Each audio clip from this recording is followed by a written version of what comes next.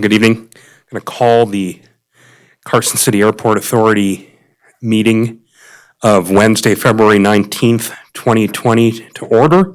If we could have a roll call, please. Chairperson Golden. Here. Vice Chair Harris. Here.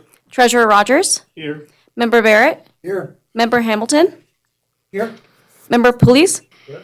Member Simmons. Here. A quorum is present. Fantastic. Clyde, can you lead us in the Pledge of Allegiance? Thanks.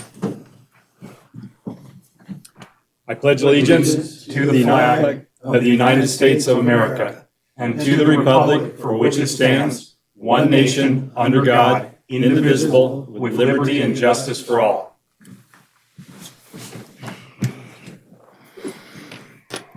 So have the opportunity to modify the agenda. I don't see any need to unless anyone on the Airport Authority has any desire to do so. Okay, fair enough. Public comment. This is for members of the public to address the Airport Authority on any matter that is agendized or non-agendized. If the matter is agendized, I would respectfully request that you wait until we get to that topic. But you do have the opportunity to address the Airport Authority at this time. So with that in mind, if there are any comments from members of the public, please step up to the table and introduce yourself. Okay, seeing none, we're going to move on to the public hearings section of the meeting. I'm sorry, what was that? The minutes from the last meeting. Oh, my apologies. Thank you. Approval of the minutes of the last Airport Authority meeting. Has everyone on the authority had the opportunity to review those minutes?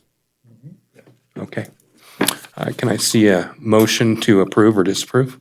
So moved. Second. Okay, we have a motion and a second. All in favor of approving the minutes? Say aye. Aye. Opposed? Okay, motion carries. Thanks again, Ken. So, for information only, risk management review of the Carson City Airport Authority. I'm going to turn this over to our airport manager, Ken Moen. Thank you, Chair Golden. Last fall, we had a presentation from A.J. Gallagher and Associates regarding risk management review of the Airport Authority.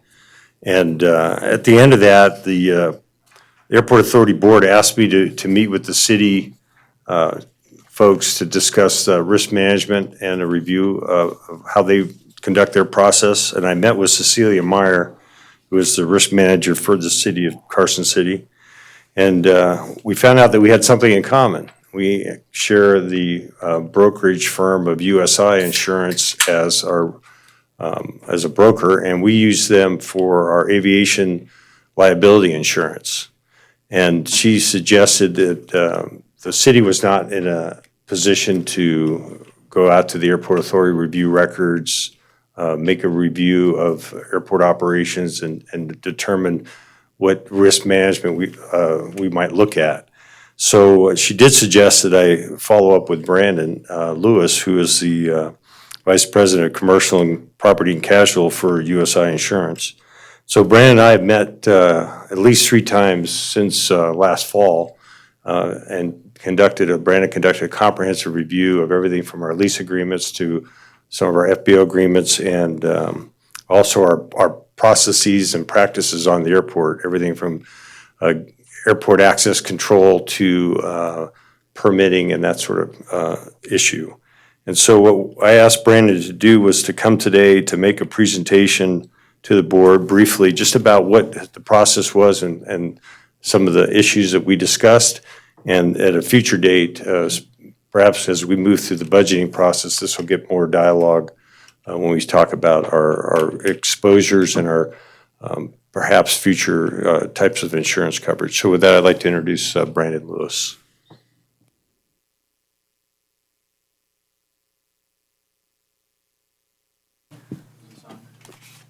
There we go. Green Now is you're good. on. Green Thanks. is good. Thank you, Mr. Moen. Chairman Golden, members of the board.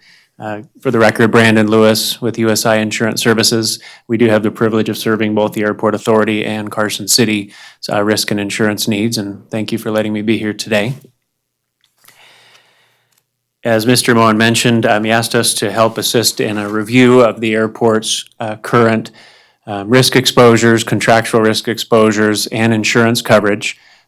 He mentioned we do place your aviation liability coverage. The authority has several other policies placed through another agent that we reviewed. And the full scope of our review included reviewing the current insurance coverage, contracts, and exposures. As Mr. Moen mentioned, we met several times to discuss, to go over drafts and really work to fine tune it. The first section of our presentation goes through the current insurance coverage and some recommendations for those. We have some additional insurance coverage recommendations just for your consideration. And the last part goes more into the contractual risk review, looking at how the airport authority is managing the risk that you have through operations, through allowing third parties to operate on your premises, and the risk that that presents to you. Be happy to address any questions as they may come up during the presentation. And the first section goes over the current insurance coverage for the authority. And several of the policies that we reviewed started with a commercial auto policy written with United Financial Casualty, which is part of Progressive. And that policy covers one vehicle, a 2000 GMC Sierra, and it has the current minimum state limits of liability, which are $25,000 each person, $50,000 each accident, and $20,000 for property damage. The annual cost is $400, but we'd recommended considering increased limits of liability there. The authority, as with Carson City, is protected by the tort cap for bodily injury claims. Currently, that tort cap is $100,000 per cause of action, but the last legislative session passed a bill that will increase that over time over the next 2 years. So even though the authority's risk is limited by the tort cap for bodily injury claims, even currently at $100,000, your exposure is higher than your limits of insurance. We also recommended considering increased medical payments coverage. Currently, it's $1,000. That coverage can provide some basic, immediate medical expenses for passengers and bystanders that may be injured in an auto accident. The second policy we reviewed is called a miscellaneous property floater with Greenwich Insurance Company. That policy currently covers your weather radio AWAS system, light beacon and tower, fences and gates, and it currently covers it on an actual cash value basis. Most people are used to seeing actual cash value on your personal auto policy. If you have an accident, the carrier won't pay the cost to buy you a brand new vehicle. They'll pay a much depreciated value for that damage or repair. And that's the type of coverage you have currently on this equipment. The annual premium currently is $511. And in our discussions, Mr. Moen and I discussed our recommendation to consider coverage for other buildings, structures, and other personal property, as well as other property and mobile equipment. And finally, we recommend looking at options to get replacement cost coverage. Typically, mobile equipment like tractors, forklifts, and other items will be covered on an actual cash value basis. But if we look at coverage for buildings and contents and other things, we want that on a replacement cost basis. The next policy is the one placed by our office currently, the Airport Ground Operations Liability Insurance with Global Aerospace, which is a consortium, so there's several insurers involved in that. That policy was written on a 3-year term in 2017, and the benefit of that was it locked in the rate for 3 years. For the last 2 years, we've seen aviation insurance premiums trend up, not too significantly. There may have been some single-digit increases, especially for airport operations. We are starting to see those rates harden more. We're seeing the insurance market firm up and see rates go up. Where we used to look at single digits, now we're seeing double-digit increases for aviation risks. Here you can see the limits are significant. We have 10 million each occurrence, and on down the line, there's 10 million limits for various coverage, including hangar keepers, non-owned aircraft liability. And this policy is written on a very broad form. It's the same insurer and the same coverage that's provided by the Nevada Public Agency Insurance Pool. The pool insures a number of smaller entities in Nevada, from cities and counties, airports, and other entities. And for airport members, they actually go out and buy a policy that's very similar to this. We've compared them over the years. And just as an example, the Minden Tahoe Airport has this similar policy through the pool. And so our goal is always to make sure that it's comprehensive, and that we're providing the coverage that's available for you. So no major recommendations on that coverage. Our main concern, Mr. Moen and I were just talking about, was the rates increasing. So our plan is to go out, working with our USI Aviation Placement Team in Atlanta. I work with various public entities throughout the year. They work with is aviation every day. So we'll work in concert with them to provide you renewal options on this policy. The workers' compensation and employers' liability coverage, that coverage with the Nevada Retail Network Self-Insured Group and Safety National Casualty. Self-insured groups traditionally can provide very cost-effective coverage. They've been very helpful, especially for industries like construction, manufacturing, where the insurance premiums have spiked over the years. The coverage is statutory, meaning they provide the coverage required by statute if an employee is injured. And your premium currently are at $2,218. Again, most likely a very cost-effective coverage. Our only point is just to ensure that the authority is aware that you may have joint and several liability for losses incurred within this group.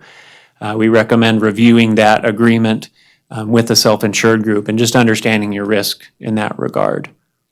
Traditional insurance for workers' comp, you buy the coverage, you pay the premium, and they'll pay the claims. And they're not going to come back to you and ask for more if you have a lot of claims. This type of group, there are mechanisms where they can come back later and assess the members almost like a homeowner's assessment.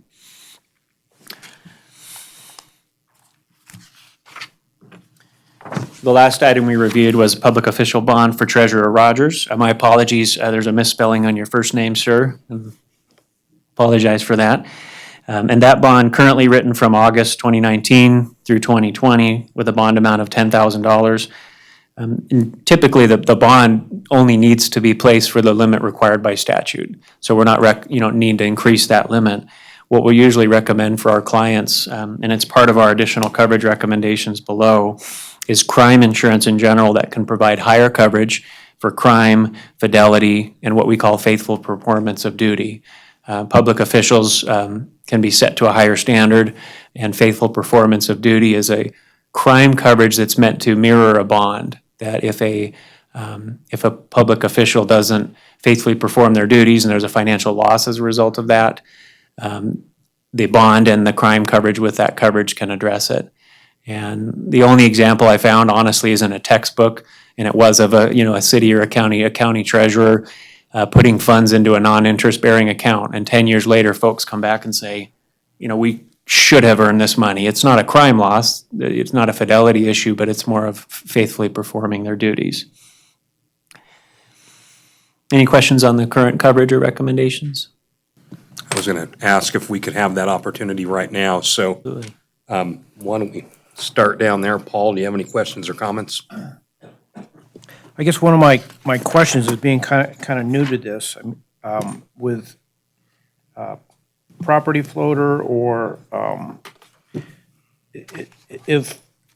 so basically with all this, anyone who comes into the airport is covered with insurance. Is that what I'm getting here? The general intent of our recommendations is to, and kind of later on in this, is to recommend requiring that, folks using and accessing the airport have reasonable and proper insurance in place to protect them and the authority from the risk of their exposures. Does that answer your question? What would be sir? the difference between someone coming into the airport having their own insurance versus this insurance here? So the authority's insurance, and your aviation liability insurance, for example, that's meant to protect the authority from legal liability for bodily injury or property damage that may be incurred on or near your premises. That's meant to protect the authority. The coverage that we're recommending for third parties operating on your premises, that would be to protect them first, but it's also to protect your limits. So if there's a loss on your premises that another party's responsible for, It's they're legally liable, their negligence. The intent would be to ensure that their coverage responds and that doesn't affect your loss history unduly. Okay. Well, Member Hamilton, if you were asking about the miscellaneous property, a floater in particular? Well, no, just in general. I mean, Okay. because, I mean, I know the FBOs have to have insurance, and we're supposed to have insurance when we drive our cars in there. There's all this insurance. Now we're looking at a lot of And what we've just, extra insurance. I'm just trying to figure out a little, just from a global viewpoint, how's this work? What's insurance, do for? And so basically, you're saying that it basically protects the airport authority themselves, even though others may have adequate insurance to cover whatever happens. Correct. Okay? Thank you. John? My questions relate to workers' comp. Is that any expectation of that being reduced now that the economy is improving? That number is huge by my standards for 2 employees. I'm surprised. Can you comment on that? Would you mind repeating the first question, sir? Do you have any expectation that workers' comp rates might go down as the economy has improved and we have more people paying into the fund, so to speak? Because and then I'm just surprised that number comes. I mean, because my background is manufacturing, 300 plus people, and this on a cost per employee basis, this is radically high compared to what I'm used to seeing. Okay, yes, sir. For the first question, in general, we're seeing the insurance market harden and rates are going up for almost every type of coverage, except workers' comp. And it's not global, but for workers' compensation, and I'll be happy to share this with Mr. Moen for the board. This is our quarter 4 update for the insurance market from USI. Workers' compensation was the only one that had the potential for a rate reduction of up to 10%, with some up 5%. Most other lines of business were seeing increases. And that's more a reflection of not necessarily more the economy doing better, folks having more employees, but a more reflection of just safer workplaces and operations there, because workers' compensation is all driven by past loss experience. And most business owners and organizations will see that your last 3 or 4 years, that tail really wags, and if it's good, it's great, and if it's not, it hurts you. So on the first one, workers' comp in general, the market is fairly stable. We're not seeing rates increase. And on the second question, it's hard to answer in too general. In the business world, I would agree. In just a general business organization with 2 employees, typically the minimum work comp premium a carrier will charge is around $750 to $1,000. There's always a minimum premium, and the employees will of course depend on the type, whether they're clerical, operations, manufacturing.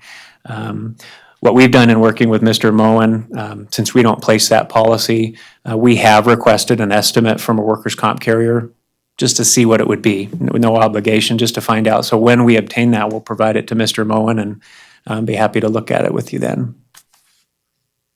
And then one more question. I don't understand the term joint and several liability. Oh, on what does that mean, sir? Yeah, what does it mean? Yes. Joint and several liability just means that an organization could have responsibility jointly with all the other members in the program, or severally. So if and the homeowners associations to me are the easiest example, and a homeowners association gets into trouble financially, they've done their assessments over the years, but it's not enough to meet their maintenance requirements, and they come back to all the homeowners associations jointly and assess them additional amounts. So these self-insured groups generally have that risk exposure. It's a trade-off because for construction, manufacturing, and other industries, it's been a much more cost-effective solution. But as a member of that group, the airport authority could have that exposure of being assessed down the line. So that $2,000 premium you see isn't necessarily the last amount you'll ever pay for this current term. Thank you. You're welcome. Bradley? My only question is, oftentimes when there's some sort of legal risk or legal responsibility, there's also a lawsuit that exposes you to that, and it's the cost of the legal fees and all the associated charges with that can be pretty significant too. When it comes to this kind of coverage, do the insurance companies get involved in any of the legal fees or anything, or is this purely to cover the rewards? Generally speaking, liability insurance is intended to cover both the defense and the settlement of legal matters. And so, for example, your aviation liability policy, those limits, those 10 million limits include defense, settlement, judgment in those. So that generally that's there. There are certain types of coverage, especially in the commercial world, like directors and officers, employment practices coverage, where sometimes the carriers will make defense costs a part of those limits. On a traditional general liability policy that a business will buy, defense costs are separate from the limits. So they could defend it for $500,000 and you still have, let's say, $1 million limit to pay the judgment. There are certain types of policies where defense costs eat up that limit of insurance, but generally the coverage is there for defense. Okay, that's helpful. Thank you. I'm gonna, if it's okay, because there's a couple things kind of irking me here that I gotta get out. And maybe I'm misunderstanding this. Maybe I'm not. Perhaps yourself or our manager or legal counsel can tell the airport authority why we carry $10 million in hangar keepers insurance. We don't own a hangar as an airport authority. We don't move aircraft. Right, that's a fair question. So I sure would like to know why we're paying for that coverage. Sure. The policy that's in place is written on a form that includes all of the coverages you see there. And so it doesn't mean that the carrier is necessarily charging for each specific one. I beg to differ with you, sir. Sure. Okay? I own a number of FBOs, and at each one, we have to pay hangar keepers separate and apart from these other coverages. There is a charge for them. So I'm not buying into that. Okay. And we go out to all markets, and the hangar keepers policy is extremely expensive compared with your typical ground operations. And again, I'd like to know why we're carrying that, because we don't need to be carrying that. Hangar keepers is only for if you have hangars that you are storing aircraft in, and the airport does not have any hangars. We don't own any hangar space. That's number one. Number two, you would carry hangar keepers if you are moving aircraft, believe it or not. It doesn't have to be in or out of a hangar. If you're responsible for aircraft movements on the ground, in other words, you have a tug attached to an aircraft, you're pushing that aircraft back. Again, that's not a responsibility the airport has. So the fact that we're carrying hangar keepers is kind of a crazy policy and an expensive policy based on my experience for this airport to be carrying. And I'd like you to look into that, because I'm not buying that that's something that the insurer is just giving us, okay, based on experience. Okay. The other thing is, and this is not a comment to you, but a comment to the airport authority members, my cohorts. In all the years I've been operating here at this airport, I've only seen one uninsured loss. And we're going well into decade number 2. I know there are people here who have been here longer. I've only seen one uninsured loss. And that uninsured loss was this airport authority.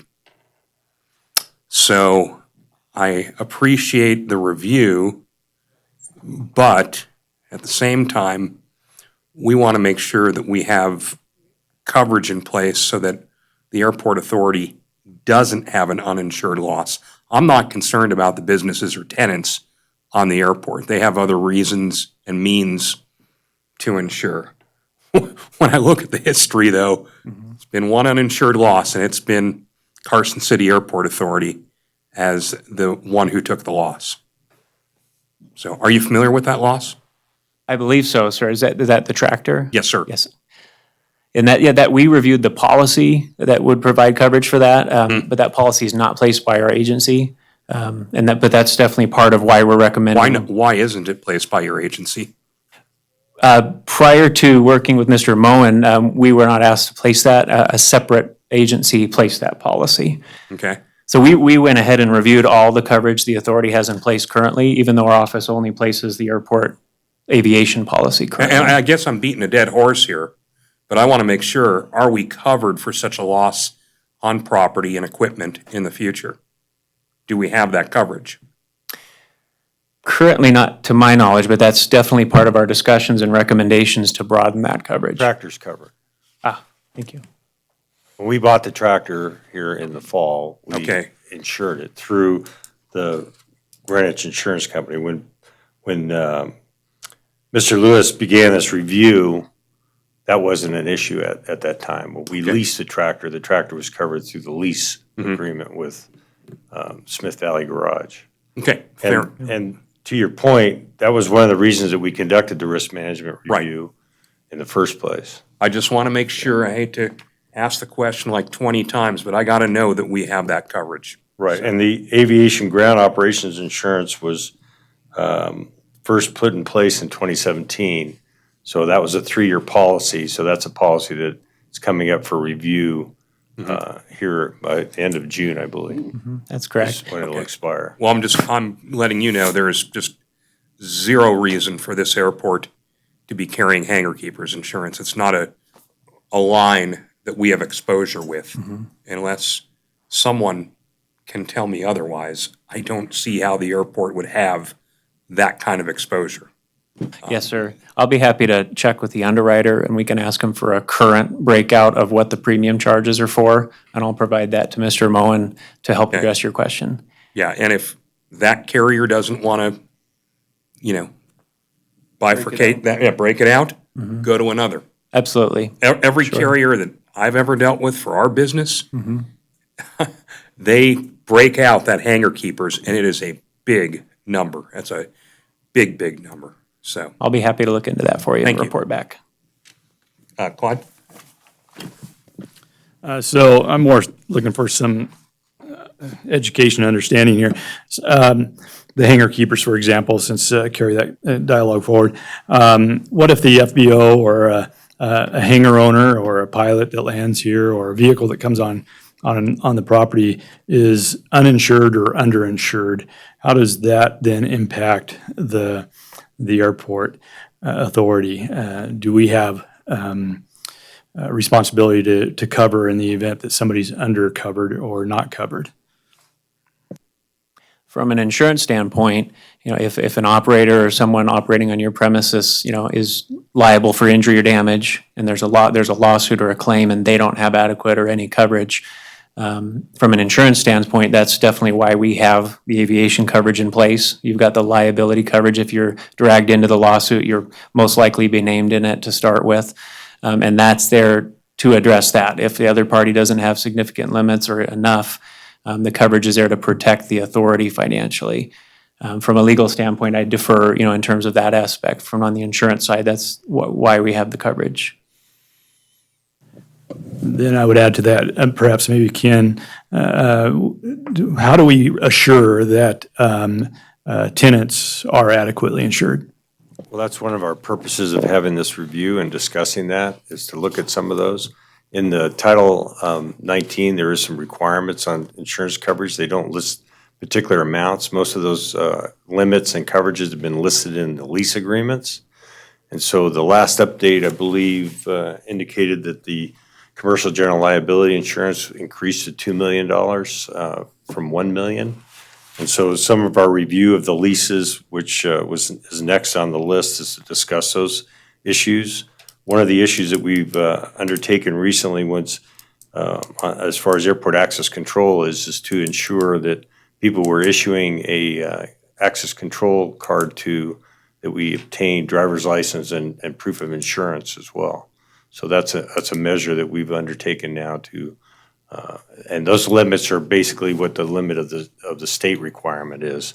Much like our GMC truck, those limits are pretty low. So that's one of the discussions that Mr. Lewis and I have had based upon the exposure to liability. If we have, somebody prangs into the side of an airplane or something, it could have a limit exceed their cost of their insurance coverage. So that's a concern that we have addressed.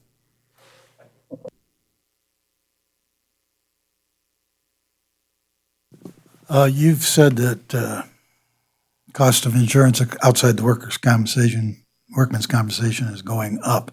Got any kind of percentages you can talk over, say, the last 5 years and projections for the future? Yes, sir. Just in general for the insurance market. Commercial property premiums, the last 2 years have been increasing. Unfortunately, last year we saw double-digit increases for a lot of insureds. The general range right now that we're seeing for property insurance, it's a broad range.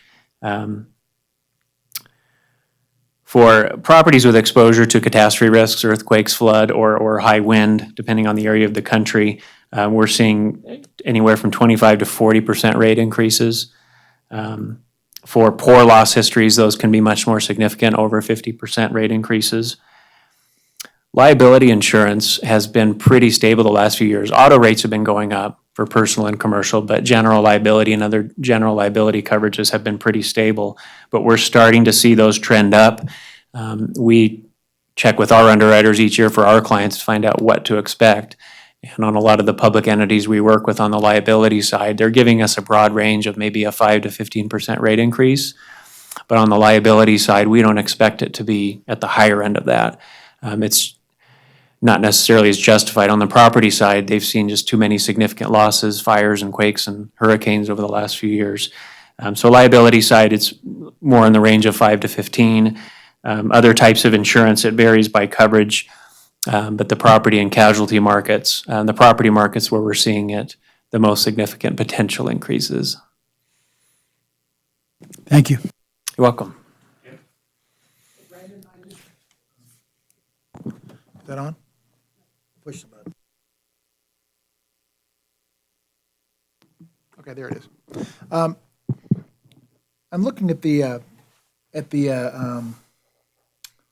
breakout for this hangar coverage and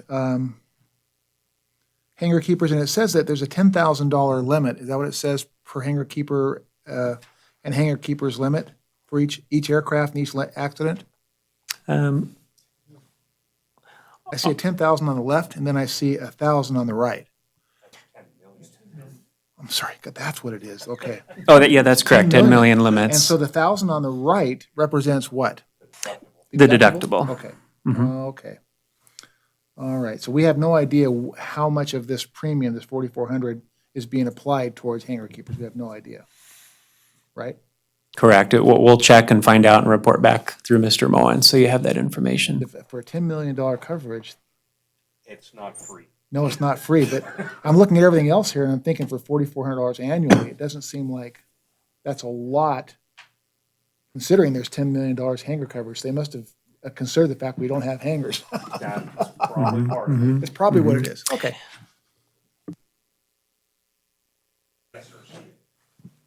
Steve Takis, Airport Council. If I could just ask a couple of questions. On the miscellaneous property floater, you recommend coverage for buildings and structures. What buildings and structures were you looking at? Just the general recommendation is coverage for any buildings and structures that the airport authority owns or is responsible to insure. That would be the terminal building, the lighting vault. Those are the two that come up top of my head. Okay. And then the other property and mobile equipment, what's that? That's more focused on other items like the tractor that's been addressed. Just, other property, any type of other equipment the authority may have that if there was a loss, if you'd want it insured, just to make sure that it's properly covered. Okay, thanks. Welcome. You could now continue sorry about that. Had to turn my mic on. If you could continue on with this page 4 of your contractual risk review. Thank you, Mr. Chairman. If I may, there were just a few additional items on page 3. Sure, To and go if you through. could keep it brief and so we can move this along, that'd be great. Happy to do it. Thank you. Thanks. We provided some additional insurance coverage recommendations. The main ones I would focus on are public officials' liability. This is similar to directors and officers insurance in the private world. A lot of folks will call it decision insurance. You know, you have auto coverage, you have aviation general liability coverage if someone's injured on your premises. This is coverage more for boards, public officials, and employees if there's an error, an omission made in a decision, if it results in financial loss for the authority, and there's a claim or a suit resulting from that. That type of coverage we recommend looking at with the authority through Mr. Moen. Several of the others are in here for honestly good measure. Employment practices, whenever an organization have employees, we recommend considering this type of coverage. And you see just the examples in there. It can include losses involving wrongful termination, harassment, discrimination. Active shooter assault event coverage, a general recommendation, unfortunately, because of the types of events we've seen over a number of years. If there's an event held, for example, at your terminal building, and there are a number of folks, you know, there in the premises, and God forbid something happens, this type of coverage can help the authority with its expenses that might result from that. Network security and cyber is another big one we recommend looking at in terms of protecting you from claims over unintentional breaches or hacks of your network, release of personal information. Crime insurance we discussed a bit with the bond.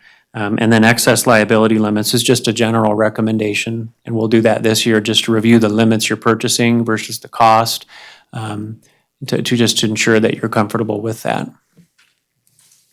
You're welcome. Then on page 4, the last section went more into contractual risk review. Mr. Moen provided a number of templates and current documents for different types of written agreements.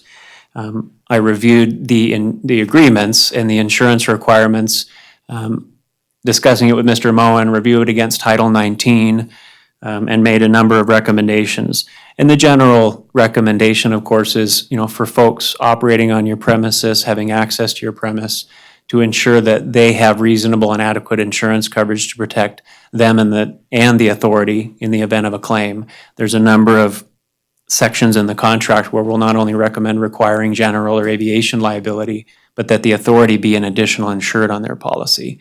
So if that other party, if they're responsible for a loss, if they're the ones legally responsible, the intent would be for their insurance to cover it and cover the authority's risk in that matter to protect your policy. So we made a number of recommendations ranging from general liability, auto insurance, depending on the use and exposures, workers' compensation for folks with employees, commercial property insurance for tenants and operators, and aviation coverage for the specific to exposures for tenants, operators, and others. I've listed the types of agreements that we provided recommendations on in more detail. But these are the general approach and recommendations there. Our goal was to make them reasonable, not only to protect the authority, but also reasonable for the other parties in terms of the limits being recommended. Got a quick question for you on that latter portion. Just point of clarification. You have in here a tenant improvement permit, and you're suggesting that there be insurance coverage for that? Or for the work that's being performed as related to that improvement permit?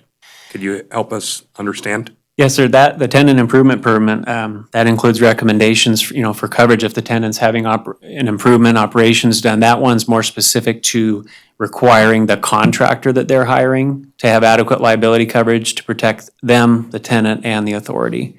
So that one is more focused on what their contractor they're hiring has to make sure they have sufficient coverage, like you mentioned, workers' comp. Understood. Okay. Exactly. That's what Yes, sir. I just didn't understand that, so thank you. You're welcome. Any other questions from, yes, John? Going back to public officials, what I call D&O. It's hard for me, I mean, I'm got to believe that the city of Carson City carries that insurance for its volunteer boards all across the board. So what do you know about Carson City's approach to providing that kind of coverage to their volunteers that volunteer for various boards? Carson City does maintain this type of coverage. It's my understanding that the intent was not to cover the separate boards for the airport authority and others, for example, like the tourism and culture board. The coverage is designed to cover the board of supervisors on down, including committees, employees, public officials. It's my understanding that the intent of the city was not to extend that coverage, so we had not been asked to do that. So currently, that's my understanding of it, sir. Well, my understanding is that we're one of those that you described. And so I would ask that between you and Mr. Moon, you clarify that. Be happy to do that, sir. One other question. We've got airport insurance, there's FBO insurance, we've got Carson City has insurance, and everyone has insurance. Is there any way of, and so we've got, everyone has insurance, all over the place. And so I'm just wondering, is there any way that we could reduce our airport insurance liability because we may possibly be covered by Carson City? I mean, it just seems like there's a lot of insurance. Everyone has insurance. And is there any way to work with that so we can perhaps reduce our insurance costs and still be covered? I'd have to check and probably defer to our contacts at Carson City. We work with risk management, but I'd be happy to help coordinate that discussion. It's my understanding that, currently the airport authority has its own insurance because the intent was for it to operate and insure itself separately. But I'd be happy to help coordinate that discussion, but I would have to defer to Mr. Moen on your side, and of course, risk management for Carson City. This is Steve Takis again. There is one distinction. Many boards and commissions are created by the Board of Supervisors, not the Airport Authority. The Airport Authority was created by an act of the legislature. We are actually a separate subdivision of the state of Nevada. And so some of the things that apply to other boards and commissions don't apply to us. Now, I don't know about the overlap of insurance, but it's a pretty significant legal difference. But yeah, I'm all for if there's a way that we're already covered. Most likely, the city's insurance would cover them to the extent they're a landowner because they own the underlying land. I rather doubt that it's going to cover operations on the airport, but it's worth investigating. Yeah, it just seems like there's a lot of overlap, and maybe we could take a global view at perhaps eliminating that. If I could dovetail onto that, one of the conversations with that is transferring risk. And transferring risk meaning that other people assume risk for their activities. And so in the case of the airport and the city of Carson, to Steve's, Mr. Takis's point, is that in the cooperative agreement that we have with the city to operate the airport, we have an obligation to maintain liability for those operations through coverages. The city, for their own protection, may have, as the landowner, have some issues that they seek their own coverage for, but they're probably different between what their concerns are. But in the risk transfer pool, those suggestions are, who do we allow to operate on the airport? Are they properly licensed? Are they properly insured? Those are all the questions that we try to uncover when we go through this review. As we discover with the tractor and, the snowplow and the blower and, all of these other pieces of equipment that we operate or allow people to use our facilities. So that's where we get into that conundrum. I just want to be clear, and again, as John talked about, we think of this as director and D&O insurance, but I want to be clear, what you're saying is there is no coverage for the people that sit up here for bad decisions. If we're sued by an operator on the airport for some catastrophic loss to their business because of some decision we made. As it stands right now, we're defending ourselves. And we're paying out of our own pocket. How did we get here, folks? I've never encountered an organization that does not have protection for the board leaders. How have you operated like that up to now? Well, we do have protection. The liability protection applies also to the board members, the authority members. And even though it's been quite a few years since we've actually been sued, the lawsuit that comes to mind was a guy in a Piper Malibu who I think it was the Malibu. It was the one that was the FAA had grounded for a period of time because they had issues with it. And as soon as it was ungrounded, gentleman from Incline Village went out to fly and told his wife, call the insurance agent and get the insurance back in place. Well, he went out and flew, was practicing short field landings at the end of our runway, and he landed short of our runway and crinkled one of the wings because he came down hard on the gravel and hit the edge of the pavement as he came down. Only to find out later that his wife was still on the phone and couldn't figure out what insurance to reinstate, so he didn't have any insurance. At the time, he named the airport authority and the individual members of the airport authority. We tendered it to our insurance company, and our insurance company did the defense. Ultimately, the case was dismissed, but we always have been, members have always been covered. The distinction I think that Mr. Lewis is making is if we have a member that because of their position has access to funds or something else that can disappear in the middle of the night, that's where there could be a risk. Now, we all trust No, I Mr. understand Rogers that. implicitly. I get that. That's see more, that happening. that's That's more the coverage for the authority, and I completely get that we ought to have that. But what you're telling me, Steve, is that there is in fact D&O type coverage for the people that are sitting up here, so they're not, by their participation in the decision-making process for CCAA, they're not taking personal legal risk. That's my question.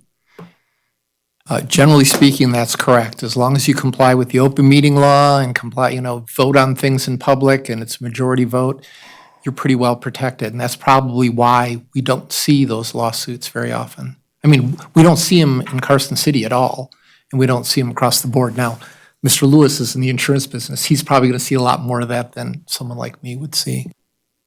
Yeah, if I may add, the authority doesn't currently have that public officials coverage, which the analogy for directors and officers is perfect, for a private organization.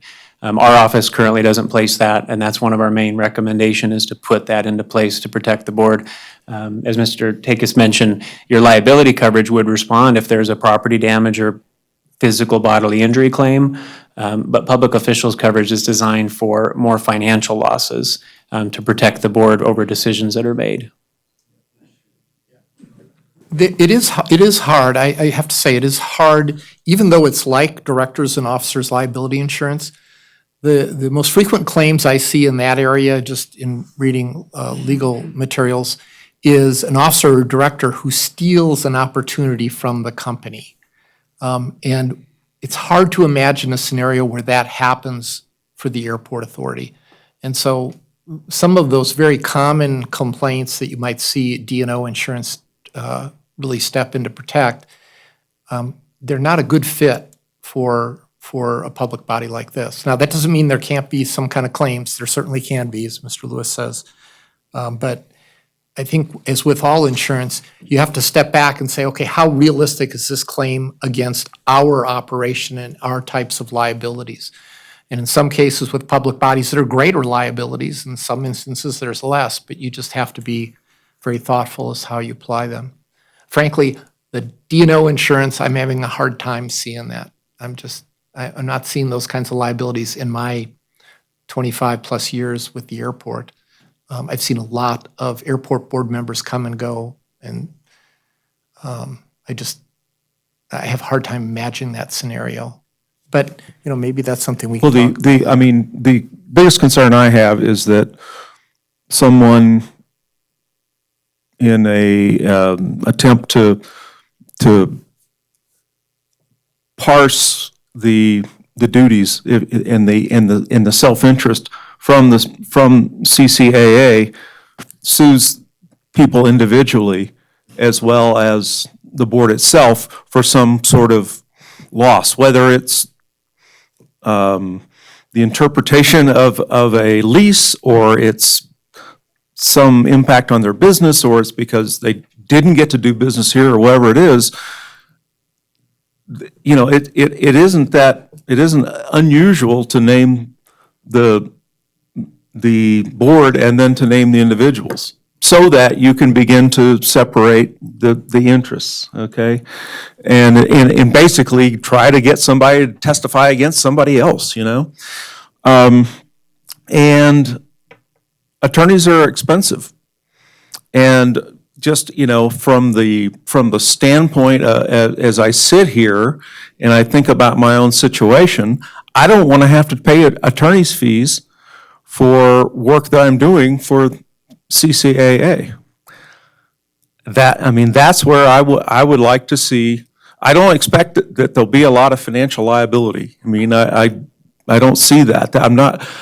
I'm worried about having to fund an attorney to protect me, you know, when I'm deposed and things like that. And that's the sort of thing that I think that we ought to have a very clear understanding as members what our protection is and what our protection is not.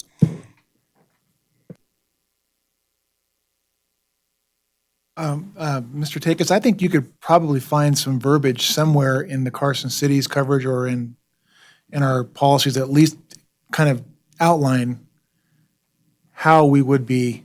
You said likely we would be covered, but there must be some verbiage in some of our coverages that would at least outline how it would be approached. Yeah, I did not review the policy when we engaged it in 2017, but I'm happy to do that. I'll get it from Mr. Moen. And yeah, it would be helpful to know what's the language that's in there and how does it cover us. The other aspect is you ask insurance experts like Mr. Lewis, lay out the scenario where you think we could get sued. You know, because. Find the seams or find the gaps if there are some. It'd be worth just the study on that to find out how we are exposed or not. That'd be nice to know.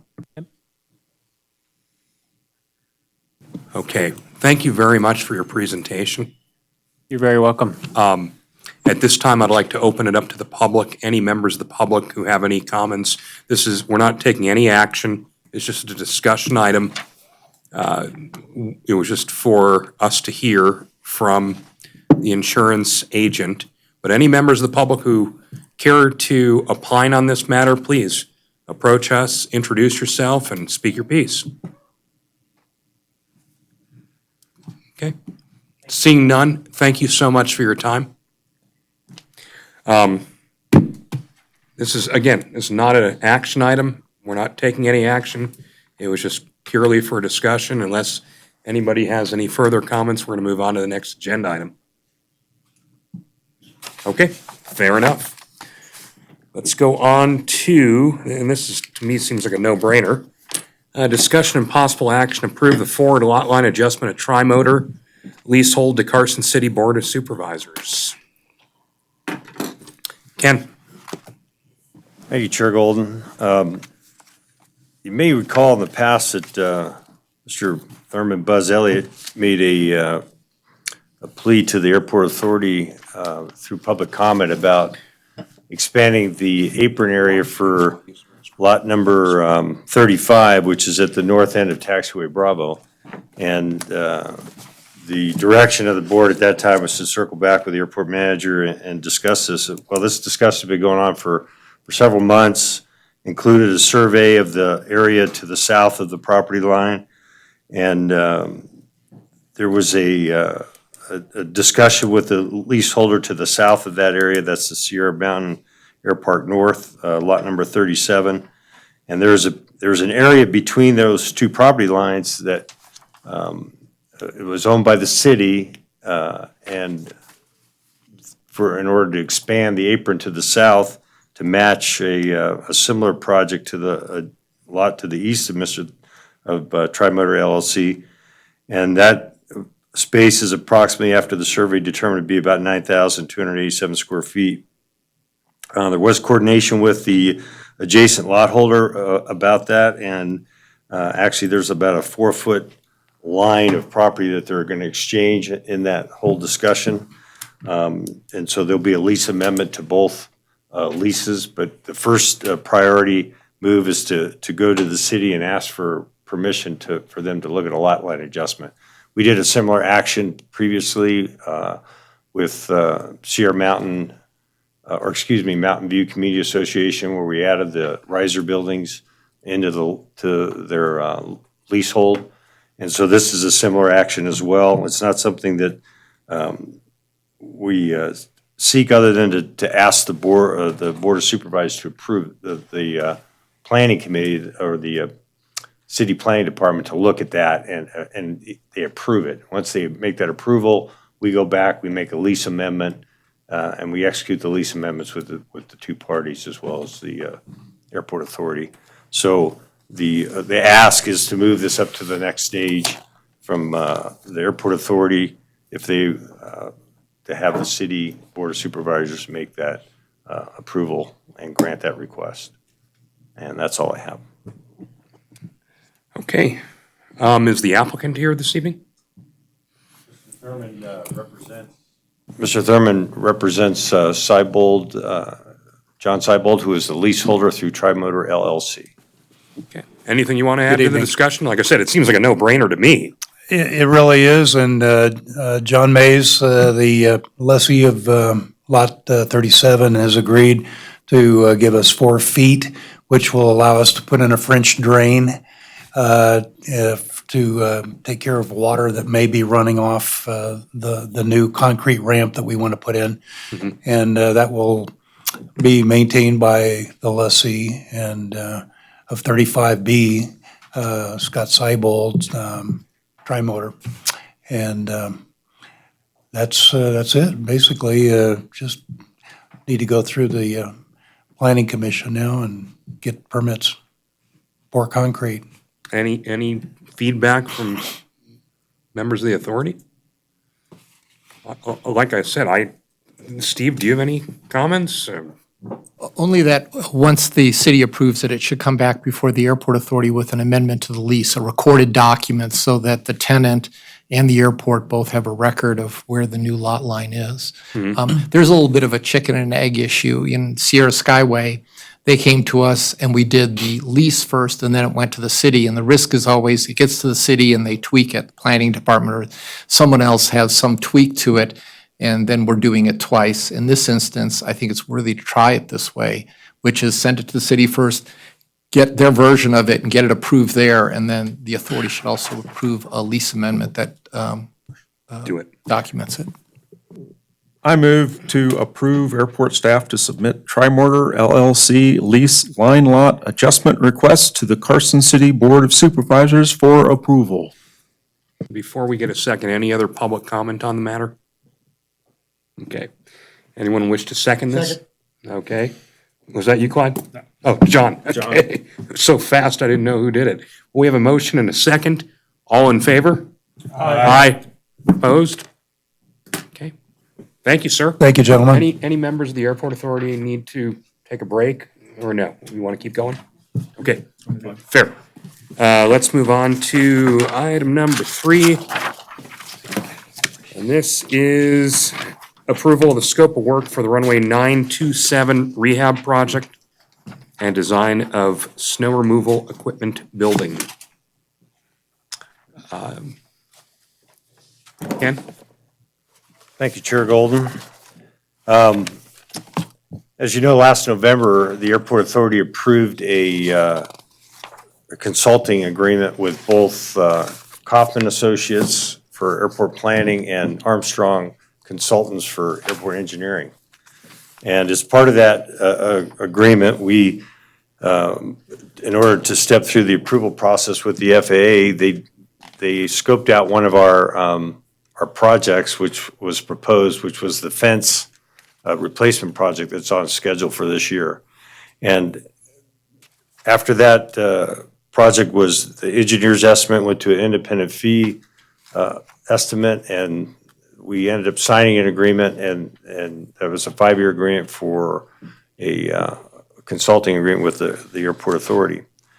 Well, what we've done here is to dovetail onto that work, and we're not signing a new agreement, we're signing a new task order to that agreement. And the project in question is the runway 927 rehab project and the design of the SRE building.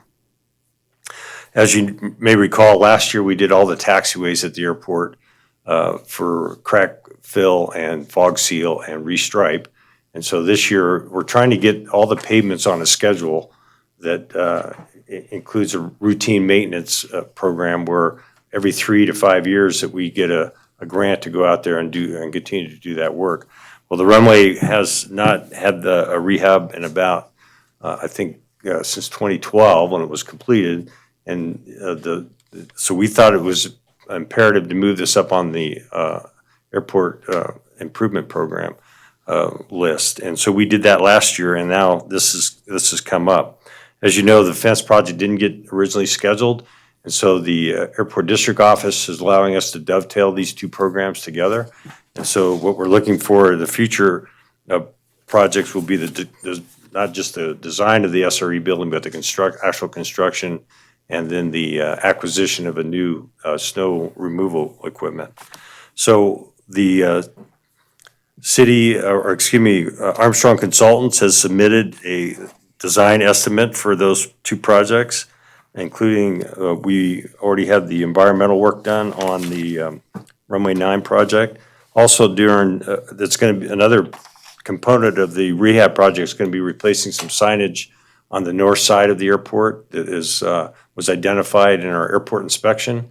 It was the Bravos connector, and then Delta 3, and so there's a couple, 3 different signs that were identified as being, one, confusing, and then also not matching up with the ALP. So those are also going to be corrected during this project. So due to the cost and scope of the project, that also required an independent fee estimate.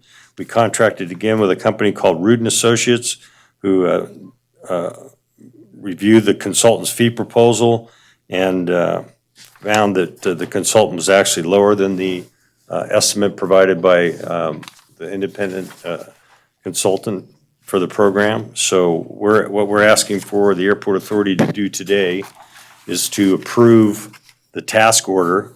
We will come back at a future date with the actual grant application. So what the airport authority would do, they would approve the grant application, then would go on to the city for approval at that time, since the city is the actual airport sponsor and the grant recipient. So all this does from our end is put the process in place, and then we tighten that up as the grant has been accepted. We should go to bid on this project sometime in March, both for the SRE design as well as the fence project and the Runway 9 rehab. So we're looking at about $700,000 projects for the year for the airport authority, and both to be done in this calendar year, hopefully by the end of the summer. Quick question for you, Ken. Yes, sir. On the Runway 927 rehab, does that include a fog seal? Yes. Okay. Crack fill, fog seal, restripe. And remodel. Fantastic. It needs it. Yep. Okay. First off, any comments from the public? Anyone want to speak to this matter? Okay, seeing none. Members of the airport authority, again, this seems like a no-brainer to me, but please, anyone have any comments? John? Happy to bring my lack of a brain to this. Okay. And once again, any comments from members of the public on this matter? Seeing none, I would entertain a motion to accept the task order as presented and approve the scope of work and record of negotiations with Armstrong Engineering Consultants for the anticipated AIP grant project. So moved. Second, anyone? Second. Okay, we have a motion and a second. All in favor? Aye. Aye. Tim? Yep, okay. Anyone opposed? Motion carries unanimously. All right, last decision-making item, I should say, on the agenda this evening, discussion and possible action, reviewing results of the airport name survey. Ken, would you like to take this again? I will just give you 1 second to get my, there we go.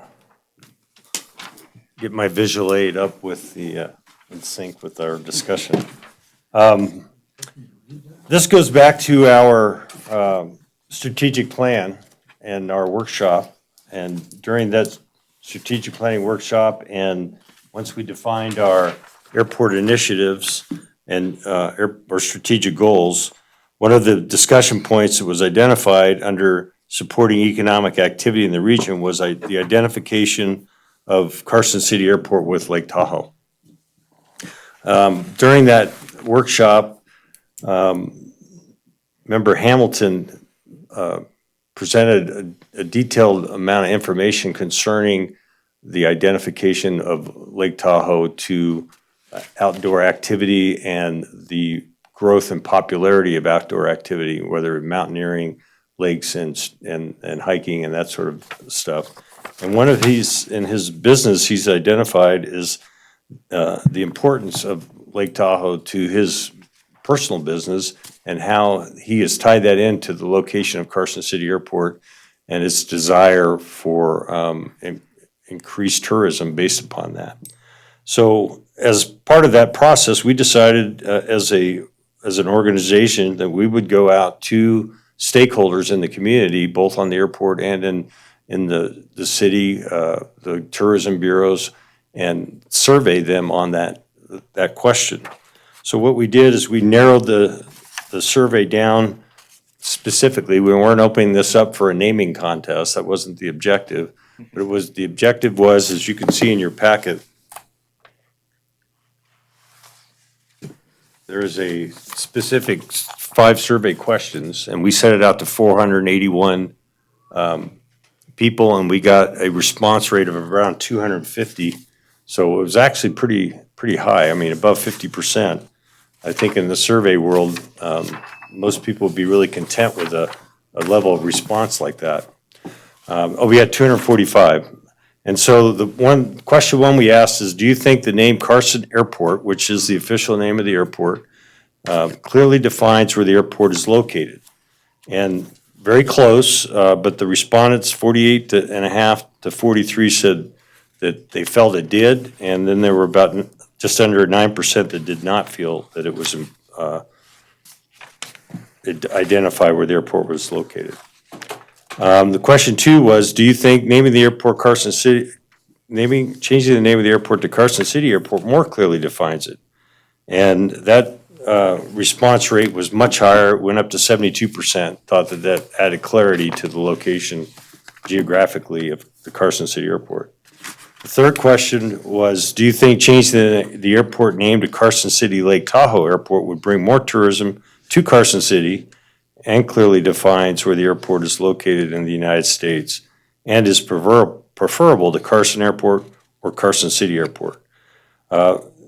Overwhelmingly, in the form of 60%, people thought no, that it did not do that. There were 30% that replied yes and 11.5% that weren't sure. Question number 4 is, do you think changing the airport name to Carson City Airport would bring more tourism to Carson, excuse me, let me reread that, I read right over it. Do you think changing the airport name to Carson Tahoe Airport would bring more tourism to Carson City and clearly defines where the airport is located in the United States and is preferable to Carson Airport or Carson City Airport or Carson City Lake Tahoe Airport? And that came in with 54% saying no, and that 35.5% thought it would, and 10.5% were still unsure. Question 5 was asking them to rank the names, and this is where it got a little bit muddy. But out of the ranking, Carson City Airport ranked higher, but if you, and the Carson, to keep it the same, was 14% to keep it the same as their number 1 choice. And then it kind of split out after that. Number 2 choice was 32.5, Number 3 was 20%. Number 4 was 33%. So it gets muddied from here. But here's where it gets even more complicated. 48% thought the number one preference by a large margin was Carson City Airport. Number 2 came in at Carson Tahoe Airport at 32%, and Carson City Lake Tahoe Airport was down at 11.5%. So once you included the name of Tahoe, that added up to about 43% to 48%. So it gets a little bit muddy in that whole conversation. But ultimately, I think the clear takeaway from my standpoint is that the name Carson City Airport seems to be more definitive, although it's not, it doesn't exceed by 50%, much more than 50% in any of the polls. So with that muddy water discussion on renaming the airport and whether or not it improves tourism in the area or closely identifies where the airport is located, I'll let you guys decide how that comes out. Okay. Well, That is all. before we decide, I'd like to hear from the public on this. I trust there's some people here who want to speak to this matter, so I'd like to open this up to the public because I think it's important to hear from our stakeholders and our patrons. So, any members of the public care to speak to this matter? Please, come on up, address the authority, introduce yourself.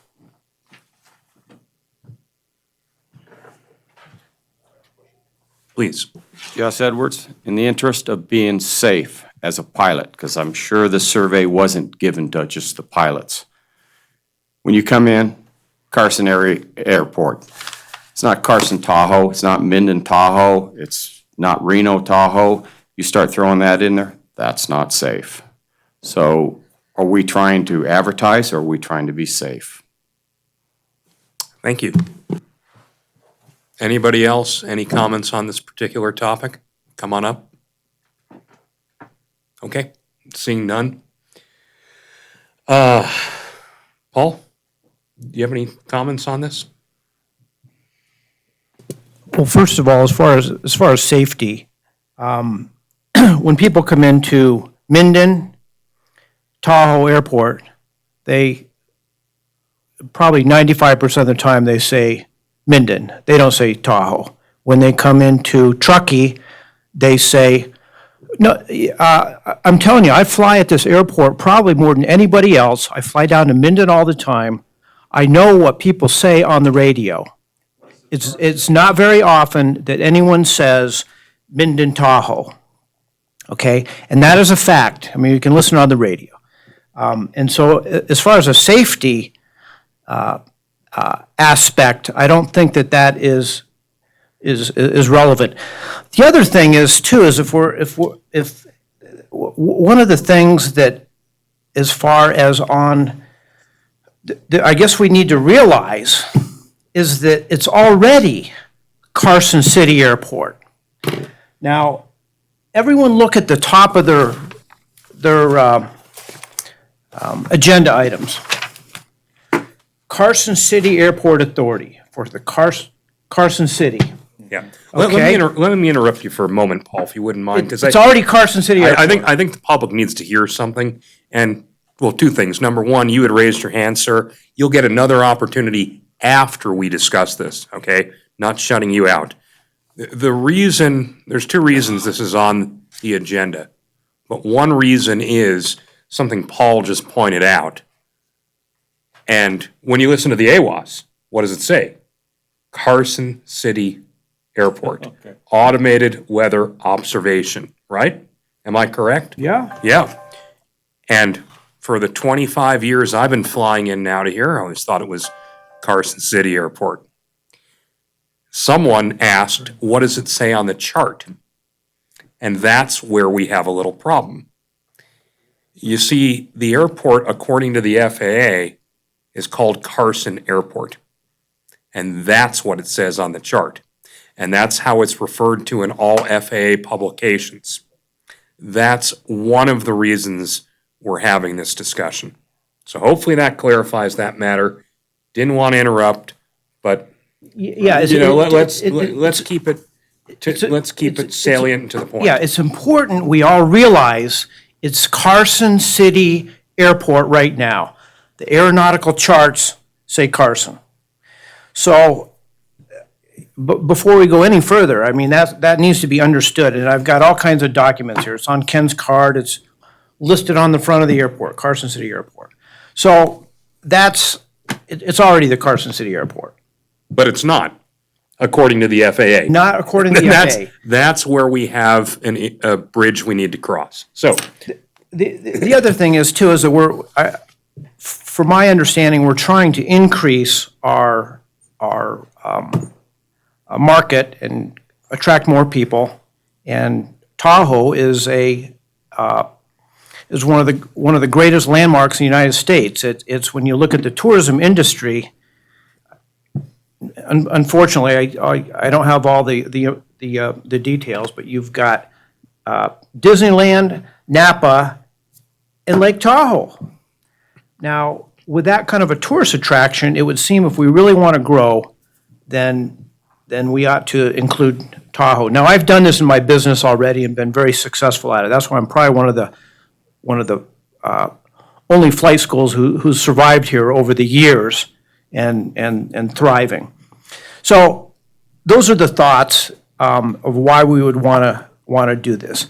Now, as far as the FAA naming it, going in Carson City, on the radio, every single syllable that's uttered is counts.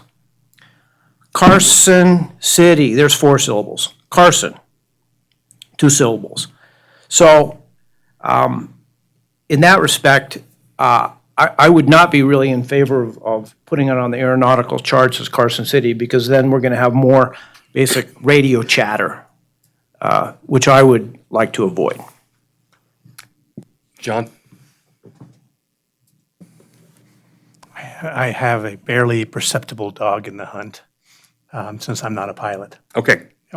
So, but I can look at the statistics, and if on aggregate, we think it's appropriate to change it to Carson City Airport, I'm fine with that. Okay. I always trust Bradley. He's my right-hand man. What do you say, Brad? I don't have an opinion. Okay. Clyde? As a pilot, I favor Carson City Airport. When we announce it's Carson traffic. We truncate it. We do that down in Minden. We do it up in Truckee. In all my experience, which isn't a lot, but in my experience, we truncate the airport's name mainly just to identify yourself in the local area, and it's not trying to send out any kind of a marketing message. So I favor Carson City Airport. Well, I'm not a pilot, but I spent my entire life, if I include the time I sat at my parents' dinner table, with labels, because I was a newsman. And to me, I don't really care, but it is what it is. It's the Carson City Airport. So I'll just go along with whatever the majority here wants to do. But it is what it is. It's the Carson City Airport. We can change it to the Red Rose Airport if we want to. Tim? Thanks. Being a pilot, there's absolutely no concern for me as a pilot either way. I would like to, but I do want to at least acknowledge if there's a survey done, and the survey does tend to favor Carson City, I have no problem with it. I'm not going to call it out any different, and I'm sure Paul won't either. It'll always be Carson traffic. I guess I'm different then. I had a couple operations this morning, and I thought it was going to be a calm, nice day to fly, and, well, it's pretty windy, but it was still nice. And I've always said Carson City traffic. I mean, it's just, whatever, and I'm almost ambivalent towards this. Yeah. So I do, before I want to turn this over to the public again, like to hear from our legal counsel on his opinion as a pilot.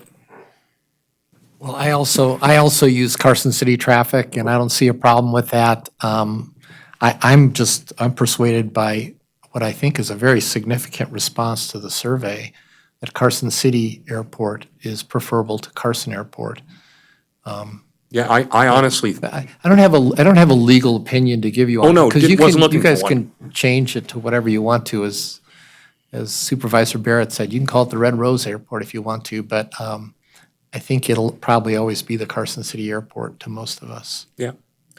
I honestly didn't even know until it was brought to our attention in this discussion that all the charts had it as Carson Airport.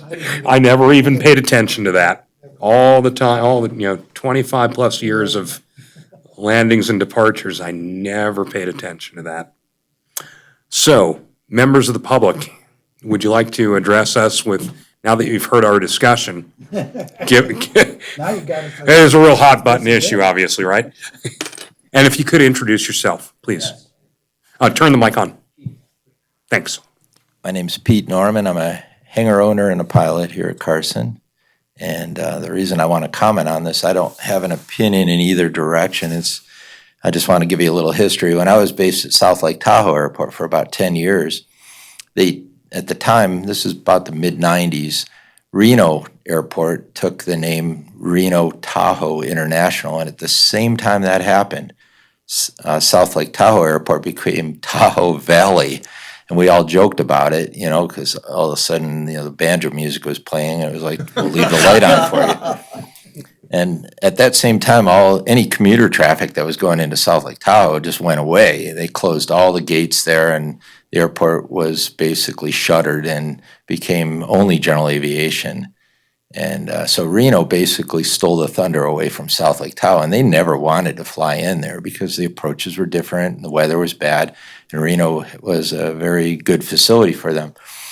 So what it did is it really hurt South Lake Tahoe for a little while, not having the name Lake Tahoe, and at the same time, Truckee and Minden all added the name Tahoe to their names, and look at how they've boomed. They've grown. Well, let me clarify. I know a lot of the history here. Wait, let me finish. Go ahead.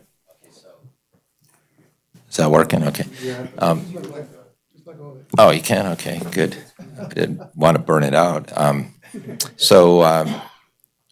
Honestly, I think that it benefited Minden and it benefited Truckee in the sense that it put them on the map as part of Lake Tahoe, and I think really Truckee probably qualifies for that. It's a shorter drive to the lake, and from a standpoint of pilots, we don't care because we know how a map looks and we know what's close. We're going to fly into an airport that's going to give us the best advantage to getting to where we go, especially if we're touristing it, going someplace. What it did do for Minden is Minden's got skydiving there, and there's lots of tourist brochures that are published that have the name Tahoe on them instead of just, in the case of Carson City, where it would just say Carson City, which they don't know where that is if they're from somewhere else, how long of a drive it is to get there. So if you wanted, like for Paul, he could publish Carson Tahoe on his brochure, and it would attract people to his business, and it could benefit in that case. From a pilot standpoint, I don't think it makes an iota. It maybe gives you pride that if you live up in Incline Village, you might say, well, I have my airplane at Carson, and now it's Carson Tahoe, so I feel good about it. Otherwise, that's the only thing I can say. So I just want to bring that dialogue. I don't have an opposition to it, but I think it's goofy. Either way, we have to change the name on the map from Carson to Carson Tahoe, because it could be Carson, California, but they don't have an airport at Carson, California. But anyhow, that's my 2 cents worth. And Let me clarify two things for you. Tahoe went back to Lake Tahoe Airport. yes, it did. Yep. Yes. And there is a reason why Truckee has always been Truckee Tahoe Airport that you're probably unfamiliar with. The taxpayers of the airport district, because it is an airport district, are overwhelmingly paying on the lake side. So people who are on the lake in the district, Incline is not part of the district, but Kings Beach is, Tahoe City is, Homewood is, all the way down to Bliss State Park is part of that airport district, all the way north to Sierra County, all the way east to the state line, all the way west to Blue Canyon. they all pay taxes into the district. And in fact, the lake side of the district, last I checked, funds about 60% of the tax, of the airport, in the taxes. And it was established that way. Not the 60%, but the district was established, so this district is huge. And there's a vast majority of tax money coming in from Tahoe, and when the district was established, part of it was, okay, we need to have these guys in the district for the money. We're gonna have to make sure that, we give them some acknowledgement. So that's how it got to be Truckee Tahoe. And one other thing that people don't know, this is all factoid, the airport in Truckee isn't even in Truckee. It's in unincorporated Nevada and Placer County. It's in two different counties, believe it or not. So does, Carson does have some shoreline on Lake Tahoe, but I don't think there's any taxpayers there. It does. Yes, and we're going to tax everybody up there. Well, we have a claim to it if we want to do it. You got a good point, Just Pete. saying. I just wanted to let you know, that's why it's Truckee Tahoe Airport. People make a real misconception on that one. Good. So anyway, anyone's still going to use on the radio, they're going to say Carson traffic, yeah. whether you like it or not. It's quick and easy. All right. Thank you. Thank you. Any other comments from members of the public? Step on up. Okay, well, seeing none, I'm kind of, ambivalent here. Yeah, Paul. Let me just make one more comment. Could you go back to the question 5, please? If we look at this and we use a little bit of common sense, and what happened was on the survey, we said Carson City dash Lake Tahoe. We also said Carson, Tahoe Airport. Now, so a significant amount on the survey basically said, yes, we want to add Tahoe or Lake Tahoe. If we had broken this out to say Carson, just another iteration of that Carson City Tahoe, which is not up there, and Carson dash Lake Tahoe, both of those bottom ones would be cut in half. And we'd say, oh my God, look at that. No one wants So they split. any of those. They split the vote, yeah. Split the vote. Yeah, So but however, So if you add those up, then Well, that's. win. hold on Add a up second. the other two, you still lose. Hold on a second, Paul. That is true. If you add the other two, you still lose. Paul, and again, I'm kind of ambivalent to this, okay? But I want to point this out. If you add up on the name survey, okay, Carson City, Lake Tahoe, or Carson Tahoe, you add those two together. This is on page 4 of 4, okay? For one, Yeah, the first choice. for one, number one. Yeah, Yeah. you still lose to Carson City Airport. Yeah. Just saying, okay? I know you're passionate about it, but I'm just saying, No, it's not that I'm necessarily passionate about it, but if we want to grow this airport, then this is a no-brainer. If we don't want to grow it, we'll keep it Carson City. It's that simple. Trying to identify Carson with one of the biggest tourist attractions in the western United States Okay, let me make a suggestion. is, so, Go ahead. Can I just have a comment? I met with Member Hamilton this afternoon or yesterday, actually. I think one of the things he did that kind of piqued my interest was he pulled out ForeFlight and he searched Lake Tahoe. And when you searched Lake Tahoe, all those other airports all came up. Carson City didn't come up. Okay. And so in the case of somebody throwing a dart at the wall, to Mr. Norman's point, that you're going to look and see what's advantageous to you. It may not be the top priority that comes to your mind. You might go, hey, well, I don't want to fly into R&O because of X, and I don't want to go to Minden because of Y. What are my options? Well, if I go to Truckee, the weather's not going to be so great today or whatever. You may choose Carson based upon that option.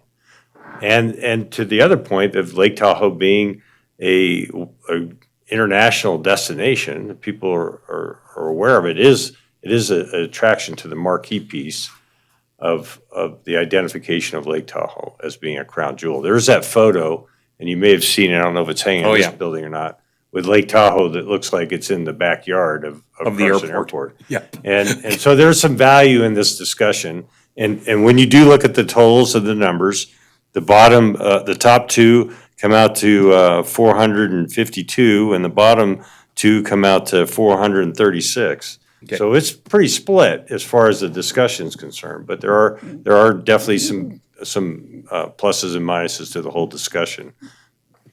Like I said, I'm kind of on the fence here. Anyone else, members of the Airport Authority, have an opinion? If not, I'm going to make a suggestion. Kind of beat this one up pretty good. Go ahead, Bradley. Could come down to who makes the motion I was first. going to suggest that. That's exactly where I was heading, Bradley. This is why I like you. Paul, you know, I think we're all waiting for you to make a motion, and let's see where this falls. Okay. Let it live or die on this.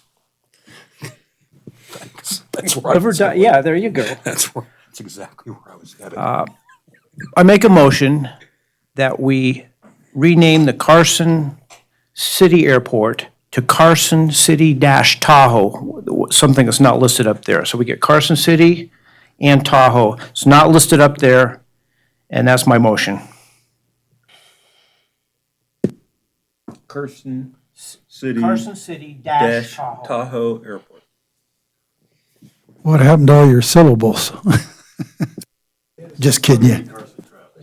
Still gonna be Carson traffic. You might get more support if it said Carson Tahoe, but just saying. Well, You could try that and see where it goes. Yeah, 'cause you know, actually, it doesn't matter as long as we get Tahoe in there somewhere. And that's that. But everyone really likes is- Carson City, I- so. Yeah, that's my a observation compromise. is that shorter is better when it comes Shorter is to better. I do have a airport question. name.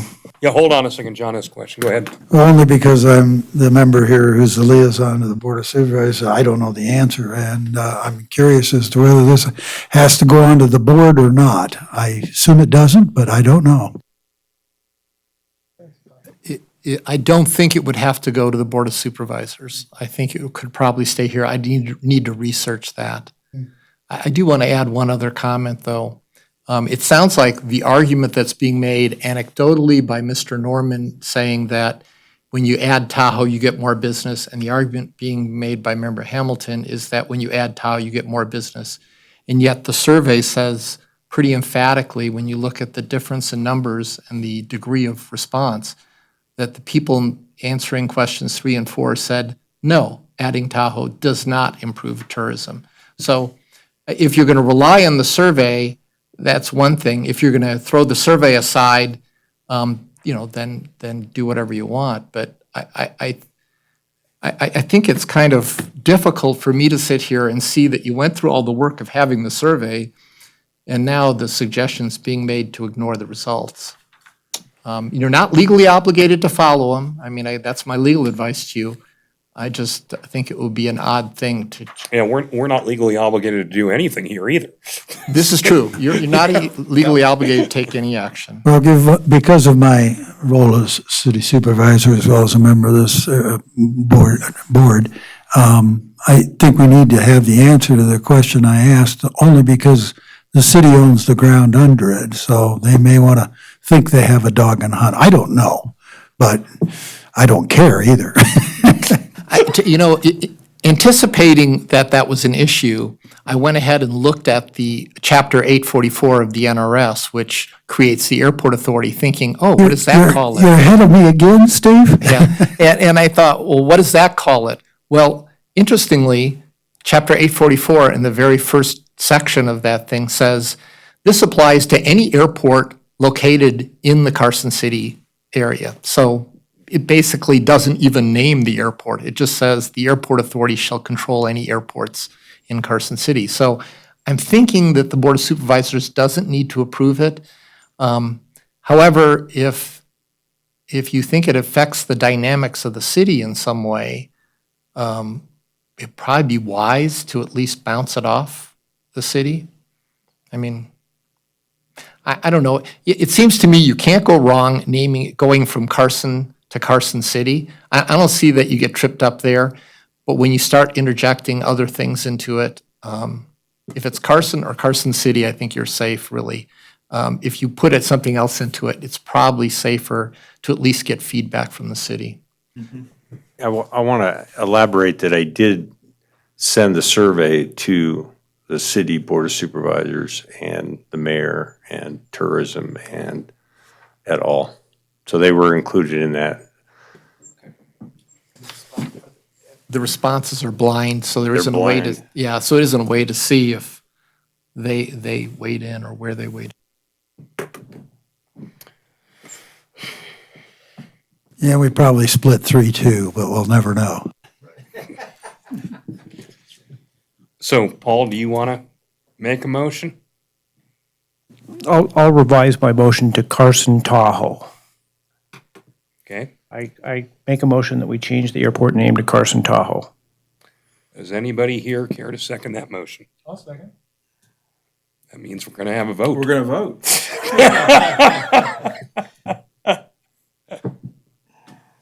All in favor? Wait a minute, Well, discussion. Okay. Or public comment. Any comment on that one? Yeah. Carson Tahoe Airport versus the official name of the airport, keep in mind, is Carson Airport, even though we all refer to it as Carson City Airport. Any members of the public want to opine? Please. We love that you're here, so give us your opinion.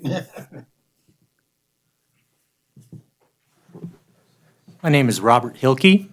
Thanks for letting me speak.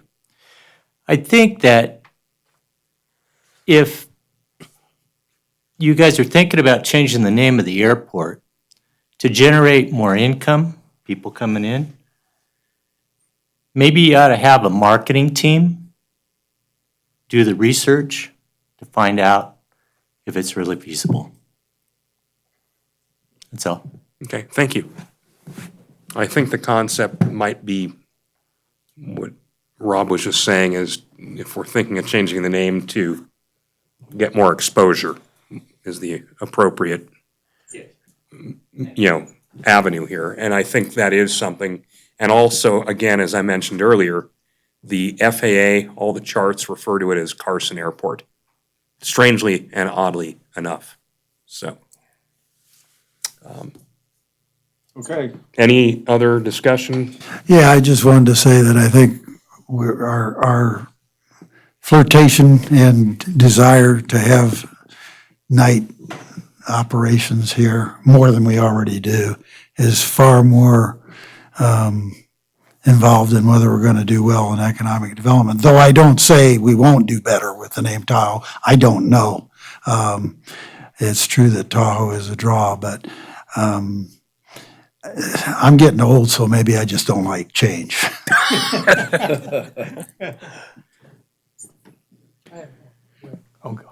Go ahead.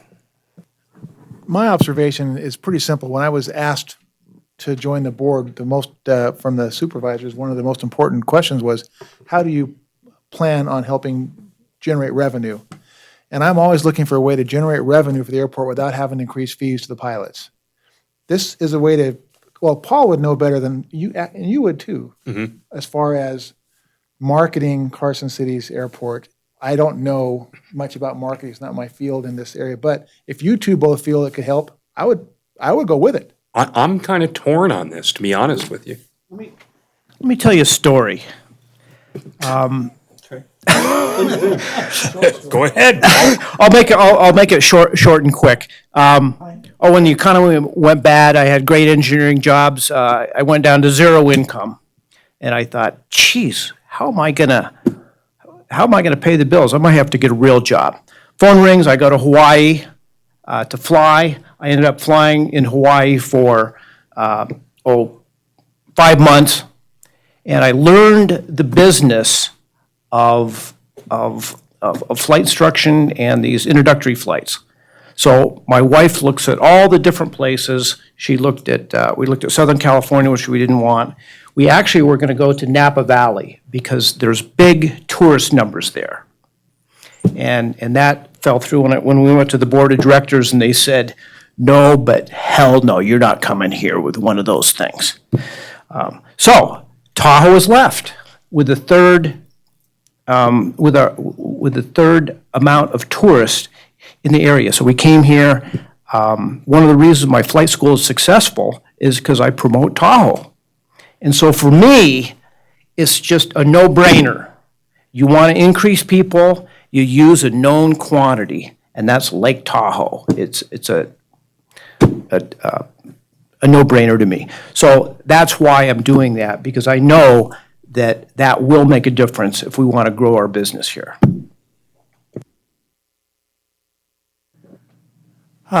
So what I'm hearing is, I mean, I agree with Mr. Takis that the survey came back different than adding Tahoe. And it deserves consideration. If we take the time to ask, we should listen to the answer. But I also, I mean, what I see is two different types of business opportunities. I mean, if you are providing if you're a service-based business and you operate at Carson City Airport, you absolutely can probably increase your business by including Tahoe in the name. If you're the Carson City Airport Authority looking to rent, or looking to lease land to more people, I'm thinking that having Tahoe in the name of the airport doesn't do that. I mean, it won't have much of an impact. People who want to come here and house their airplanes here and fly in and out of this airport, they're not going to give a dang whether there's Tahoe in the name. But if you're running a service business on the airport, then it has value. So I'm thinking that we are not restricting anybody who works on the airport from using Tahoe in all of their marketing materials, but we may choose to just let the airport name reflect the results of the survey. Okay. I don't want to sway anyone's opinion. I'm going to speak after we vote. Is that okay? Sure. You cool with that? Yeah. Okay. So we have a motion and a second. The motion is change the name. Change name to Carson Tahoe Airport. And then, I will be slow with my vote because, as I said before, I'm just going to go with the majority either way. What if it's 3-3? yeah, you may be the swing vote. Put me on the bubble, then I'll probably not please everybody. All in favor? Aye. That's 3. All opposed? Aye. 3-3. Sorry. Okay, so. Slow vote. That helped. Did you blow that No. one? Let me. I haven't voted yet. Oh, that's right. John hasn't voted yet. See what you did to yourself? Yeah, I did that to myself. Oh, my gosh. As I said, I don't much care for change, so I'm gonna stick with Carson City Airport. It's what it is. as I Okay. said before. All right. Okay, well, we'll need a motion to change it to Well, Carson City. hold on a second, because I didn't have a chance to opine on this, and I want It- to. it- It's on the front of the airport. I understand. All of Carson City I understand. It Airport. is. Let me state the following, in particular in deference to Paul. You've given a very persuasive, passionate argument without question. I like the identity of Carson City Airport. I see something different. Our business certainly would benefit if it said Carson Tahoe Airport. I'm not voting for our business. I never do. I vote for what's good for the airport. In the present environment, in particular with the way our neighboring state acts, I'd like to see it stay as Carson City Airport as an entity in the state of Nevada. We have pulled a ton of business out of California into this airport from people who want to vacate the state and leave. That's issue number one. I also think it's important, being that it's the state capital, Carson City is the state capital, that the airport be called Carson City Airport. We have our own identity. That's my opinion. I think we need to not stick with that. We need to go with that because the FAA charts all say Carson Airport. And I think we need to be consistent with who we are. Maybe changing the name officially to Carson City Airport would help us in that regard.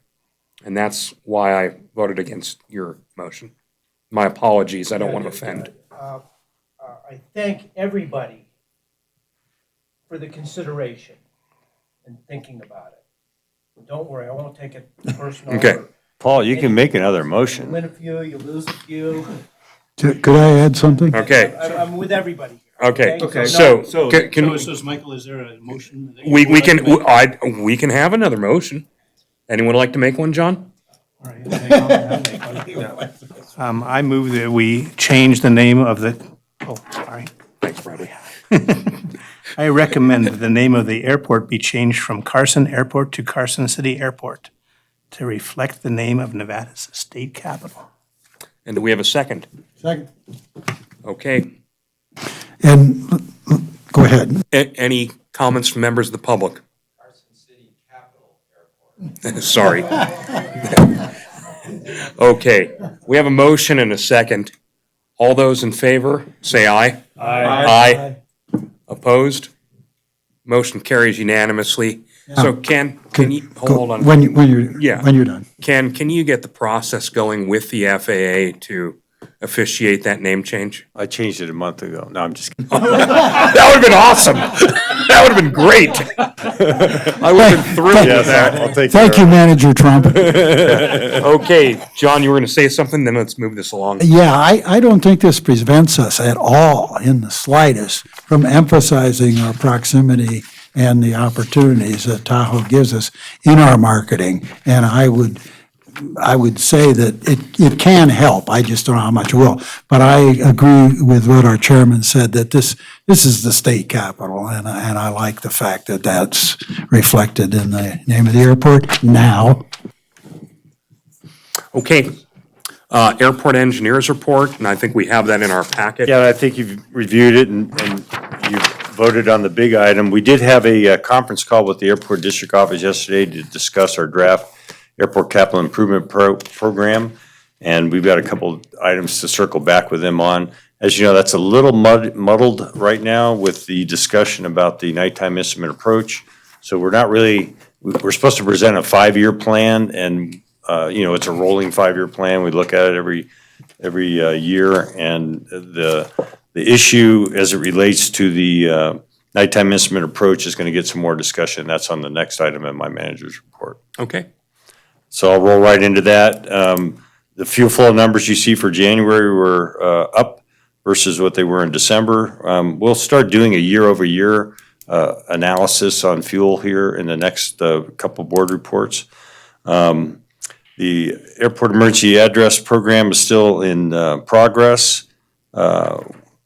It's going a little slower than I'd like, but we do have some signage up, and it's moving forward.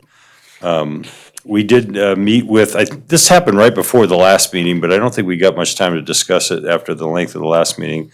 But as you know, the FAA put a note out, Flight Check did, restricting the use of the PAPI for runway 27, the planned approach path indicator, to 1.6 nautical miles. And there's a discussion about having 1.3 nautical miles, and a discussion about raising the angle from 3 degrees to 3.77. So that brought up a broader discussion about the nighttime approach and an offset PAPI. And there is a couple of examples, but one of the bigger examples is at JFK Airport, who has 2 sets of PAPIs on a runway, including one that's offset. If that becomes a solution, that's a lot lower barrier to entry into solving this nighttime instrument approach restriction. One of the discussions was that the PAPI needs to end with something more similar, like an approach lighting system or a mulser at the end of the runway, which would probably be the icing on the cake. But the cost for that project, the time to implement it is much easier. It's all within our fence. It doesn't involve property acquisition and all that kind of stuff. So we're pursuing that pretty hard right now, and we'll see where that ends up. A couple other notes of interest is the landscape plan that's included in your draft. It's a very rough drawing, but what I want to emphasize to you, if you want to take a quick look on the next page, let me bring it up. Yeah.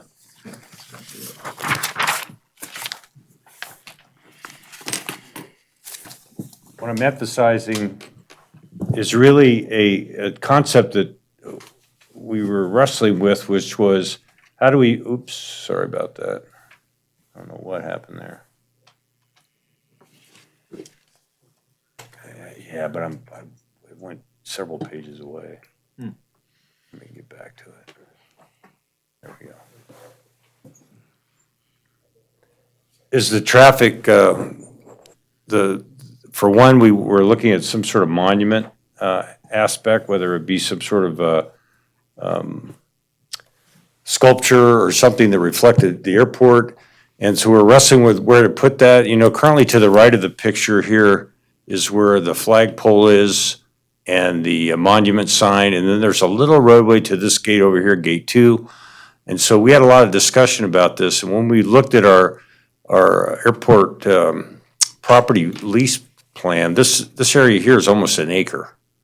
And so we have another area here for non-aeronautical, and there's been this discussion about restaurant opportunity.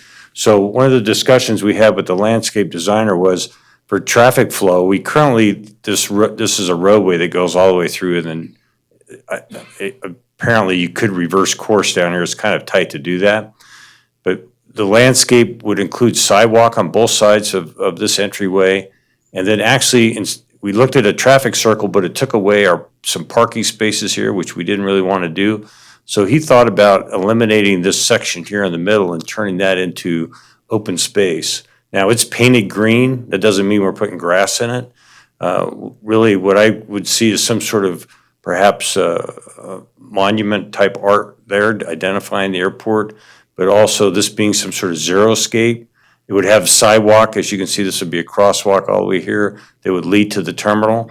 This would be, we'd utilize Gate 1 here as the entry gate, and then put another gate over here on this side as an exit gate to keep the traffic flow. Now, granted, if you're going over here to the south hangar or the EAA, you'd make this turn instead of coming across here. But I think what it does is it creates a nice entryway into the airport. We'd have planting, shrubs, colorful, low-lying shrub around the area here on College Parkway. Similar landscape design, low maintenance here, some sort of design, landscaping design here, and then this open area we think would present a nice frontage to the airport. We're going to ask the landscape designer if he can give us some more concrete ideas as far as like the number of trees and shrubs and the square feet of sidewalk space that would be allocated, and then try to get some rough numbers on what something like that would look like. My purpose was to share this with you, chew on it, think about it, look at it, and then we'll come back with a little firmer design. But I like where this it gives us a solid starting point. So with that being said, I'll move on from there.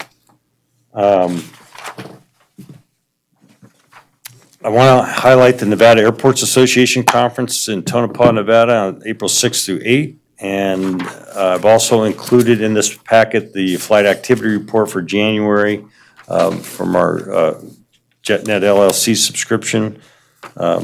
We had some solid numbers in the month, which is probably reflected in the fuel flowage as well. And it also identifies who our top operators are. I think one thing that's really interesting is the amount of jet traffic. Even though it is winter months, you know, it's good. It's been good flying weather, but the jet traffic is significant. The Nevada Airports Association Yes, sir. talked to me offline after the meeting about that. And that's all I have. Okay, thank you. Ken, next month and each succeeding month, can you add a little item to your report of new business development In other words, what new businesses or aircraft we've attracted, no matter how big or small. Okay, and the way I find out about most new aircraft is through gate card Yeah, that's perfect. applications. but Just yeah. let the airport authority know that we have some new business activity, or even if we lose business activity, like the flight school wanting to consolidate Right. up to Reno. I should have added that to the report. I'm remiss in that. I'll bring that up. Okay. We'll take care of that. Legal counsel. Steve, do you have anything for us? No, I don't. Okay. John? We are tracking nicely relative to budget. We're slightly over budget in terms of operating expenses and, in terms of operating income, and we're slightly under budget on operating expenses. Mr. Moen and I have been meeting with our bookkeeper. There's still some anomalies on the report that make it difficult to read, and they relate to real property taxes, which arrived to us in a chunk this year. And we're trying to make a way to have that chunk go into an escrow account and then come onto the P&L on a month-by-month basis.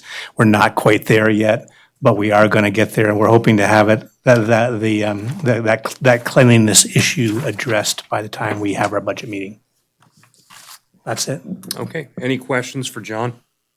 Okay. Seeing none.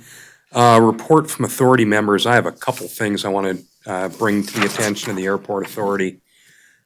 Ken had placed on the agenda for this evening a discussion regarding our annual budget and fees and pricing. And I had, as the airport chair, I have the authority to set the agenda for discussion. I felt it was in our best interest, being that budget and discussion of fees was going to be a lengthy one. I felt it would be in our best interest as a governing body to have that as a separate meeting. So if anyone was wondering why we have the meeting on March 5th, it was my discretion, my decision. Yep. Third, my apologies. March 3rd. It's on Tuesday, March 3rd, I know that. It is on Tuesday. And members of the public, take note of that. Tuesday, March 3rd at 5:30 in this room. It would benefit us to hear your input. If you could get the word out to, your hangar neighbors, other hangar tenants on the airport, we sure would like your input on this matter. And I just didn't want to see that go into a 2-hour discussion tonight. I don't think that would have been productive. So I hope I didn't offend anyone's calendar, but that's just the way it was. Thank you. Yep. So any other members of the airport authority have any comments? Yes. Yes, sir.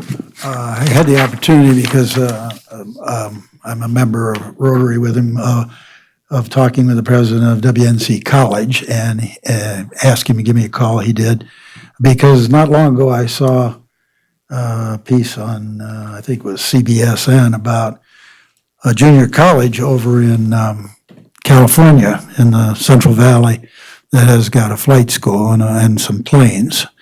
And so he did call me, and I mentioned that I was going to talk to you about this. They are starting some ground type of course already, and you may know about that.